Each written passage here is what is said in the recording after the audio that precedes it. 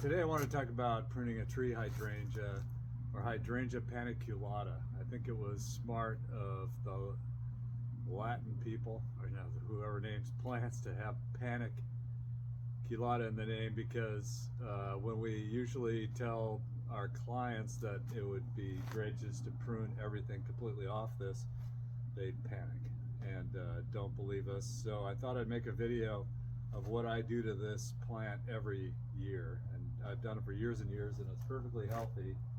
So you can see how big it is right now.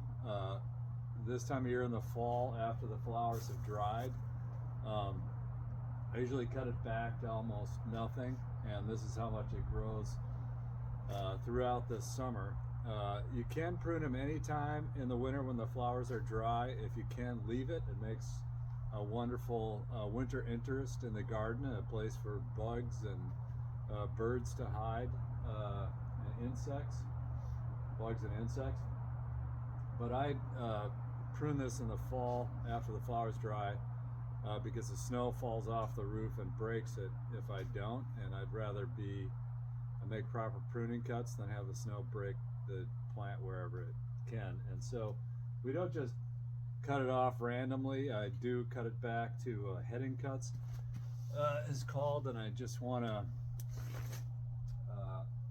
and the only tools we really need for this are loppers for the bigger cut, and Felcos or hand pruners for the smaller cuts. I'm not going to use a chainsaw on this or any kind of power tools, because it makes too rough of a cut, and it doesn't it's a little less healthy for the plant. And so we make heading cuts, and let's see if I can demonstrate a heading cut. So I'll cut this off, and you can see that there's buds every 3 or 4 inches. So every single cut I make, I'll make, let's say this is still connected to the plant, I'll make it, turn it this way, I'll make it just above that bud, and this entire branch will grow off that spot in the spring. So just like that, and that's what all my cuts will look like. I don't cut in between 2 buds halfway, because then that part has to grow from here, and so this part just becomes dead wood, and it might not grow back at all if it's not properly cut, and it leaves decayed wood in the tree next summer when it regrows.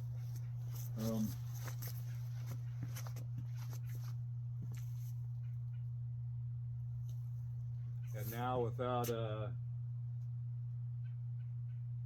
further review, I think I'll prune the hydrangea, and you can see what it looks like after I've completed the job.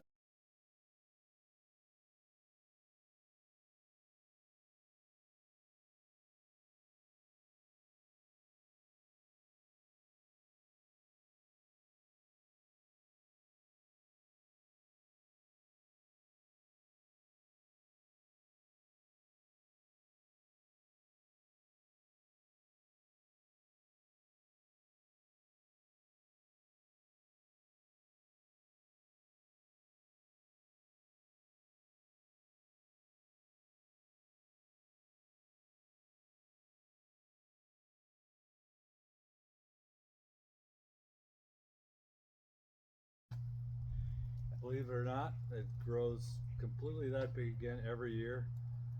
The species itself has been around at least 15 million years, is what we know from the fossil record. So it survived everything that's going on for the last 15 million years.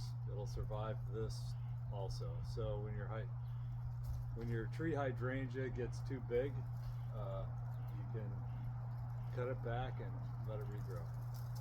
And every single cut I made was intentional. So I wasn't just cutting it off anywhere. I was looking where the buds are, making heading cuts every single cut. And